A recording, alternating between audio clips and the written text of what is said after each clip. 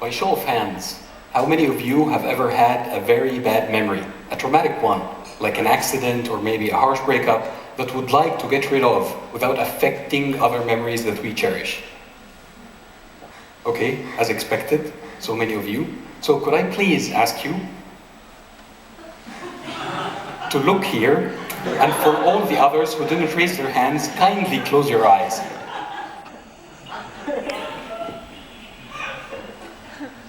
But wait a minute here. Is it really possible that we can get rid of memories, or is just crazy notion from sci-fi movies?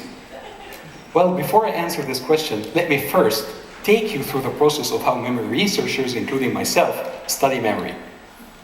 There are different types of memories, but we mostly care about emotional memories, because simply, if you combine an emotion with a memory, it burns into your brain and can literally persist with you throughout your entire life. Emotions like happiness, sadness, or maybe fear. So let's take fear as an example because it's very easy to induce in the lab. And to do so, we bring our daily collaborators, the very kind lab animals. We bring these lab animals, we put them in a box. This box is like a new environment for them. They have never been to before. So, as a first reflex, they like to move everywhere, exploring it. But after a while, we give them an electric shock in this box. That it's mild, but enough though to make them associate that this box is harmful for them. So as every single time you put them back into the box, they refuse to move and they freeze out of fear. Great. Now we have successfully created a fear memory. Is it possible that we can get rid of what we have just created? Well, it turns out that the only known treatment so far for fear memories is exposure-based, meaning you have to confront your fears to be able to get rid of them. And this is exactly what we do with the lab animals. So we bring them back into the box.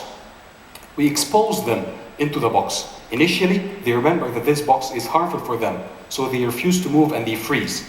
But if you expose them to this box several sessions a day for many consecutive days, the fear tends to go down, what's known as fear extinction. Unfortunately, fear extinction training is only successful if the animals are receiving this kind of training on a regular basis.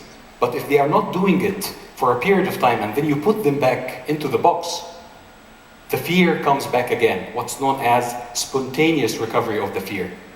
Recently, it has been shown that there is a drug, it's still under research though, that if the animals are taking this drug while they are doing the fear extinction training, the fear never comes back again.